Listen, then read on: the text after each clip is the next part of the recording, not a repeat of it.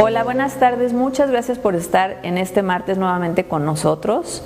En esta ocasión les saludamos desde la Casa Galván en la colonia Roma, en la Ciudad de México, y tenemos la gratísima compañía de Graciela Casep, curadora que ha sido colaboradora de la Galería Metropolitana, donde presentó en el 2012 la exposición Pensar Espacio, Hacer Ciudad, que hoy vamos a revisitar en esta cápsula.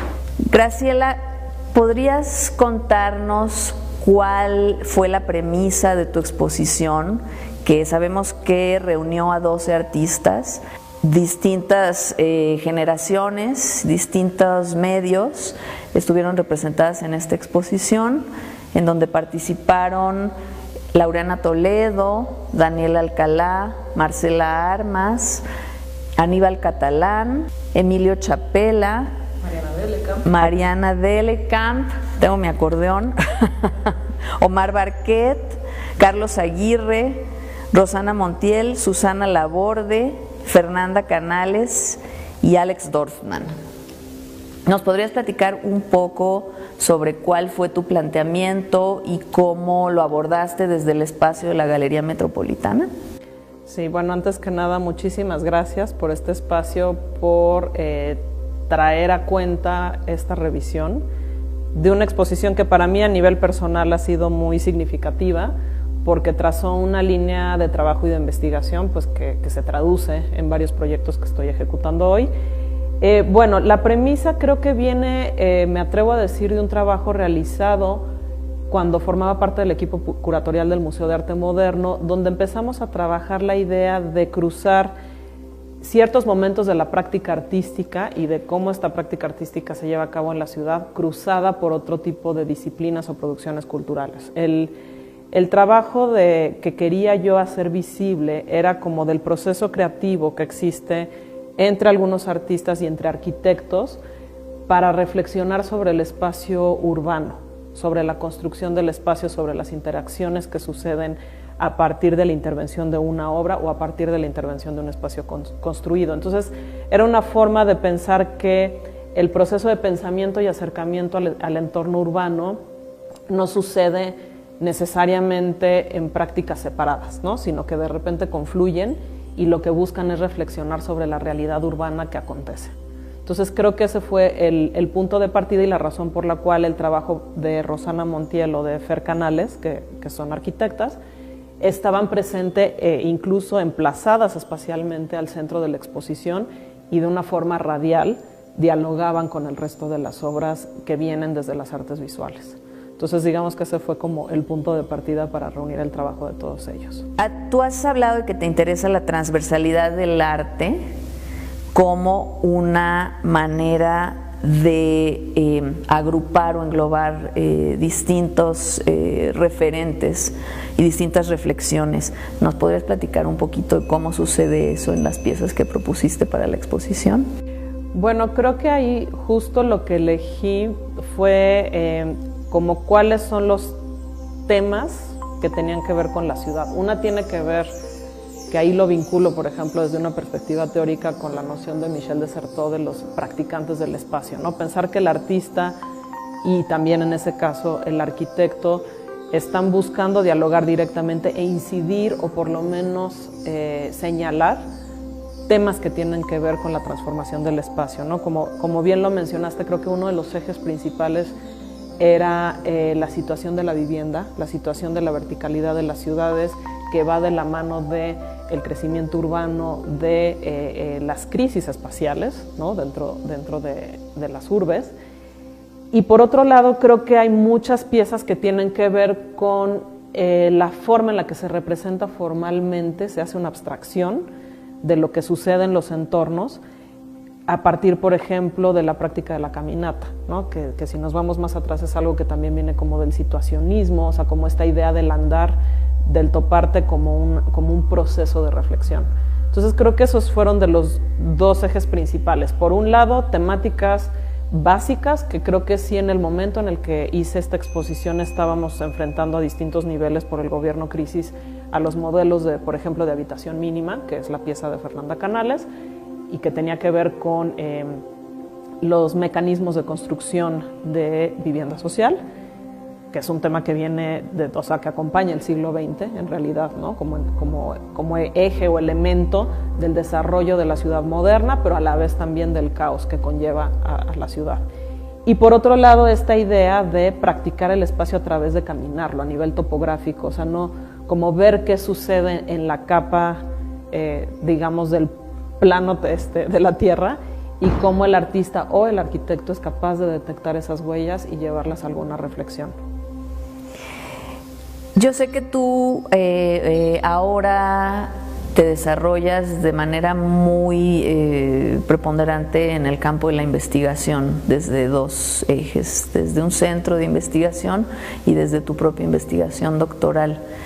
Y aprovechando, digamos, el pretexto de que estamos aquí revisitando una exposición porque encontramos como relevante la exposición como agente crítico y como forma de articulación, me gustaría que nos cuentes un poco de tu investigación y por qué tomas tú una exposición como objeto de estudio, como punto de partida.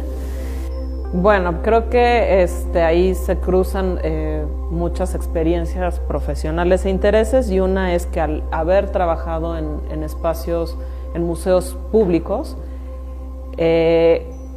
entendemos la importancia de la articulación de un discurso curatorial como una forma de generar conocimiento, ¿no? Entonces, creo que la exposición se vuelve una forma o un visor temporal de reflexión en muchos aspectos. De manera particular, en el proyecto de doctorado que estoy actualmente realizando, estudio una exposición que sucedió en 1978 en el Museo de Arte Moderno, lugar donde además trabajé por algunos años, donde los artistas que en ese entonces eran jóvenes, te estoy hablando de una Mónica Mayer, Magali Lara, Eloy Tarcisio, Paula Weiss, en fin, una amplia lista de artistas, se dieron a la tarea, bajo la coordinación de Sebastián, de reflexionar la Ciudad de México, nada más y nada menos que a finales de la década de los 70, donde había una serie de caos en torno a el crecimiento urbano, ¿no? Y qué problemas conlleva. Entonces, me parece interesante la manera en que lo comentas, porque sí, o sea, yo hice esta exposición y de alguna manera estoy acudiendo a otra exposición para hacer una especie de genealogía de esta práctica urbana a través de la forma artística y del proceso artístico. Entonces, claro, ¿qué temas aparecían?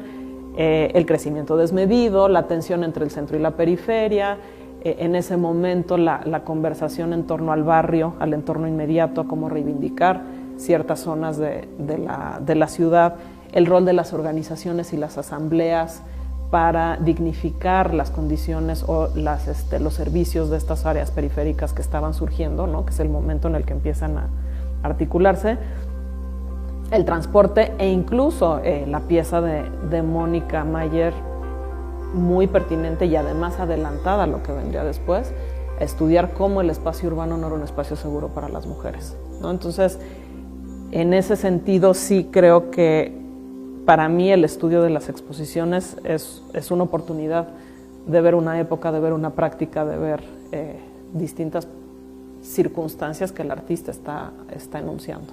Y Graciela, ¿cuál dirías tú que es el aporte o la mirada con la que contribuyen los artistas para entender configuraciones problemáticas, modos de relaciones que suceden en el ámbito urbano? Desde esta revisión que has hecho del trabajo de artistas, desde la curaduría y desde la investigación histórica de las exposiciones, ¿cómo describirías esa singularidad?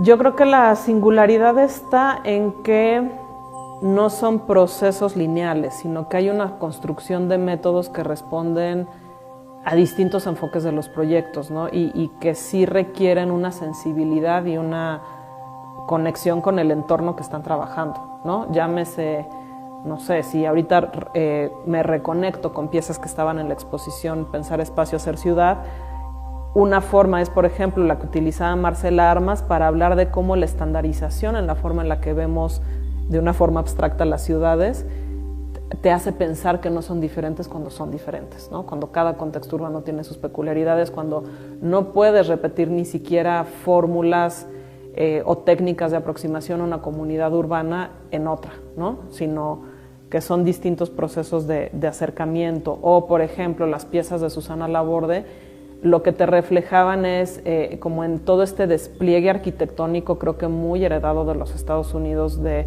ciertas tiendas de autoservicio, de cadenas transnacionales enormes, qué es lo que encerraban dentro de esta estructura arquitectónica de bodegones enormes, pero qué dinámicas sociales sucedían ahí, ¿no? Por ejemplo, entre los empleados, entre las bodegas, etcétera.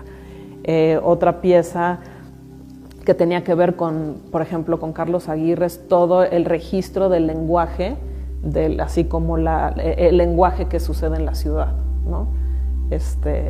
Entonces, bueno, creo que al final es eso, cada una de estas piezas estaban reflexionando algo y cada una emprendía un proceso, entonces no puedes generar metodologías de trabajo estandarizadas, ¿no? Y creo que eso no solamente sucede con los artistas visuales, sino también con otros campos creativos. Pues les agradecemos mucho habernos acompañado este martes en una entrega más de nuestros martes de artes visuales y los invitamos a seguirnos en las siguientes semanas, donde tendremos grandes invitados como el día de hoy, como la artista Marcela Armas, que mencionamos en esta ocasión y que nos va a contar sobre su trabajo, los proyectos que están presentes en exposiciones de la galería y una pieza que forma parte del acervo de la Universidad Autónoma Metropolitana. Muchas gracias, nos vemos la próxima semana.